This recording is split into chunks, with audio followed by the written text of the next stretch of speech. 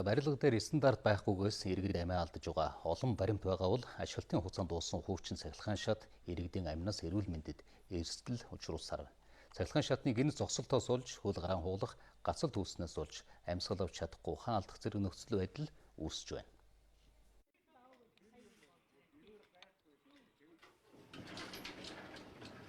За нийс Улаанбаатар хотод ашиглалтын шаардлага хангахгүй 33 жилийн насжилгатай.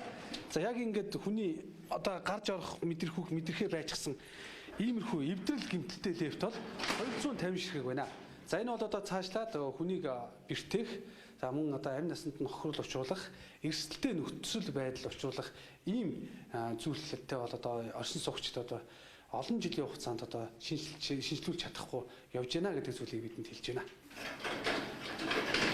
Өөр хацдаг юм чи тэр.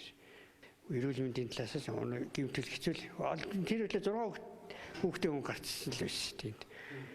Тэгээ би өөрөө явж удаа тэгэл хэцүү юм билээ.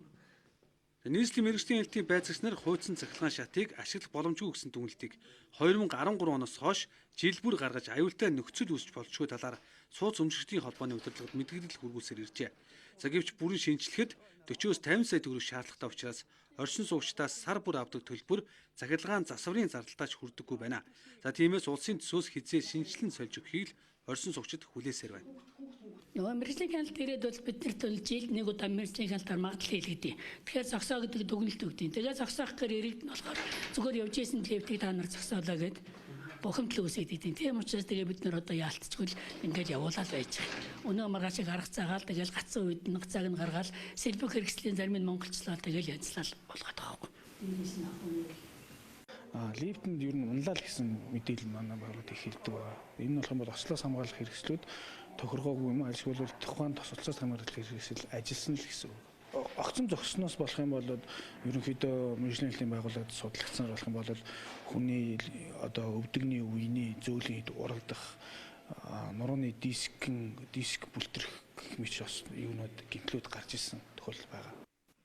Улсын хэмжээнд 2008 оноос хойш улсын төсвийн хөрөнгөөр 700 гаруй хуучны цахилгаан шатыг шинжилэн засварлажээ. За учир нь хуулинд ашиглалтын хугацаа дууссан цахилгаан шатыг улсаас нэг удаа шинжилэн сольж өгнө гэж заасан байдаг. За тэгвэл 2019 он гарсаар нийслэлийн хэмжээнд 4 хуучин цахилгаан шатыг шинжилэн сольжээ.